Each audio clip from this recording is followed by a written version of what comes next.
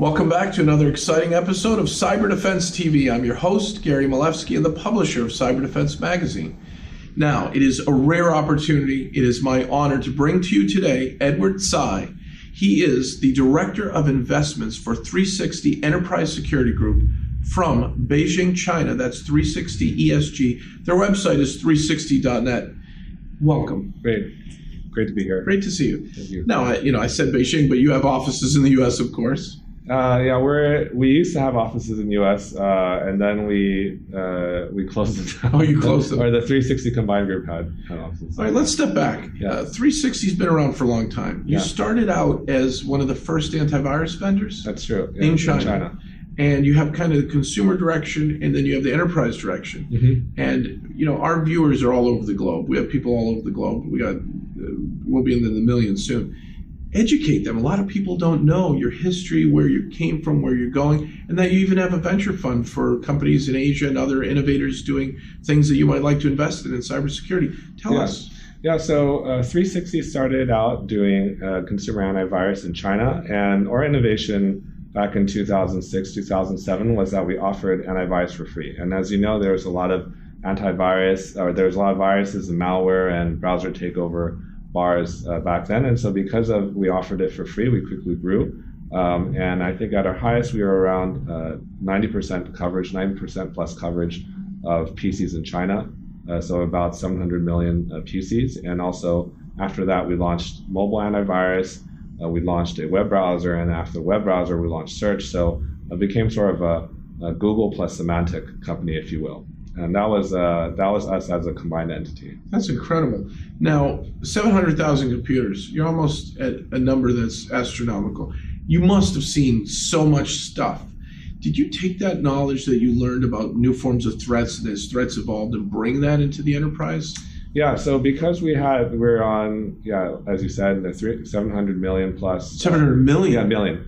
Oh, I had my numbers too low. Yeah, 700 million. Almost a billion computers. Almost a billion computers. That's incredible. Yeah, and so that's a lot of data. And so because we have so much good coverage of data in China, then we're able to know what kind of websites do normal people go to, and what are websites that people usually don't go to. So we can understand if someone has a certain file or a certain executable, maybe we see it on a lot of computers, and then it's probably a safe file. If we see that it's behaving badly, we can also see what type of where does that file show up, and so we're able to pinpoint attacks a lot quicker. A lot of people talk about IOCs, the indicators of compromise. Do you have a huge database of that, and do you share it, or do you license it, or do you just use it to help your enterprise customers be more secure? Yeah, so we have a threat intelligence database, and we're able to use that for our enterprise customers. We're also able to work with other entities, other companies, and even in 2016, we helped out the FBI capture or track down a creator of the Mirai botnet. You helped them catch that? Yeah, or was it a personal group? Yeah, because the Mirai botnet was leveraging unknown vulnerabilities at the time in wireless routers all around the globe. Yeah, so we have a pretty extensive coverage because any major global attack usually makes its way to China as well, and so in part of defending our users in China, then we're able to also hunt down and track where the attacks come from. Now, China is one of the most powerful global economies. In the U.S. in the 1800s, there was a bank robber, and he kept robbing banks over and over. Have you heard the story of Willie Sutton? And the police said to him, "Why do you rob banks?" And he said, "That's where the money is." Yeah. So people are going not only to the U.S. to attack, but to China. And there's stigmas like what country is attacking who, or why are hackers from Russia going here or there, or are there Chinese cyber criminals or U.S. cyber criminals, or are they in North Korea or wherever? We hear all these big names of countries, but really cyber criminals can be anywhere in the globe with one mission, is to steal data or to get money from someone else. Yes. I get your identity, I sell it on the dark web. Do you know a lot about the dark web? Are you catching cyber criminals? Are you aware of their behavior and their patterns and kind of able to block them and stop them? Yeah, so we spend a lot of time and effort into being able to detect APTs. And so 2015 or 2016, was our first reported APT, Ocean Lotus, which was a group of hackers from Southeast Asia that tried to hack into China's southern maritime ecosystem, so colleges, the maritime, and so we found that, and after that we found about another 12 or so APT groups in China or attacking China. And so it's a lot of hard work to get that data, but we've shared that both within China and globally. And so that's our sort of investment that we find quite important. Whatever happened, I don't know if you know of this company. We had a company in the U.S. called Black Ice. They were the first host intrusion prevention system, HIPS. Okay. If you remember that, I don't know if you do. There was one in China, and they disappeared, and I love them. And it was years ago. It was called PhilSec Lab out of Beijing. Have you heard of them? No, I haven't heard of them. And they had Twister antivirus, and they had a HIPS firewall, and they even offered the source code to the firewall, which I thought was genius. Which is great because there's no back doors if you can read the source code. You can read the whole thing. They disappeared. This has been years. But I've always tracked some innovations out of China in cybersecurity. What I find is that the Chinese inventors and the Chinese security people, they're really, really sharp. Yeah. Just like we said. And you're making some investments that just really innovative and cutting edge. I think what I would love to see, they're going to be selling more in Asia than out here in the U.S., right? Mm-hmm. Can there be OEMs? Can there be partnerships? How can we create a bigger bridge between China and the U.S. and get better at cybersecurity? Is it possible in our generation? Yeah, I think there's a couple things that need to happen. First, there needs to be trust between the two, and usually that needs to happen either at the CEO level or even at the investor and board level. Sometimes if companies want to work together, but the board doesn't want to, let's say, OEM their product into China or vice versa, then there's some difficulty in implementation. I think that's number one. Number two is the tactical implementation.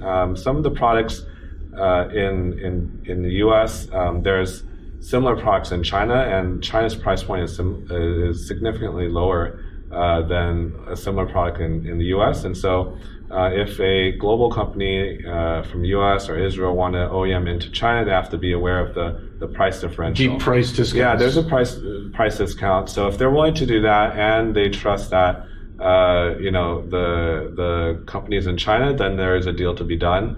Likewise, if companies in U.S. or either Southeast Asia or Europe want to be able to use products from China, I think what you'll find is the products have decent performance and a very good price-performance ratio.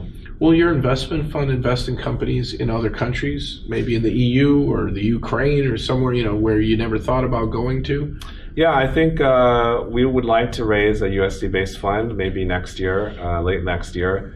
And hopefully with that, then we can start investing outside of China. And I think some of we probably want to look at U.S. and Israel startups first, and probably even partner with a few U.S. and Israeli funds to work together with their portfolio. That's a smart move. I've noticed the Israelis are one step ahead as well in areas we normally don't think about. For example, there are folks at the show looking for security to stop drones. Yes. Right? And every country's worried about drone attacks, and drones are an Internet of Thing device now. And do I DOS the drone that's coming into a stadium, right? Physical security attack with an IoT device that's actually flying around, maybe carrying something. Yeah. So the Israelis are calling it domes and drone security.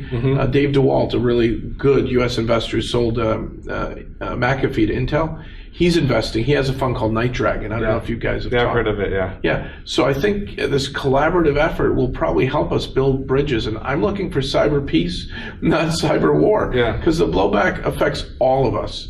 And I think if we gain more footholds together and have more trust, we're going to even have more innovation and more success and more revenue. Yeah, I think so too.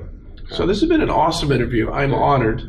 And I hope we keep in touch, and maybe you keep some news flowing in the direction of our magazine. Yeah, I would love to, Gary. Yeah, we just opened an office in Hong Kong too. Oh, great. Well, next time if you come to Beijing, we'd love to host you, and we can eat some Beijing duck. I love Beijing duck. Thank you so much. Great to meet you. Thank you, Gary. Great to learn all about 360 ESG. For our viewers, this is one of my rare interviews that I must recommend. Check them out. Keep an eye on them. Watch his investments, because these are smart people. It's 360.net. And then come back again for another exciting episode of Cyber Defense TV.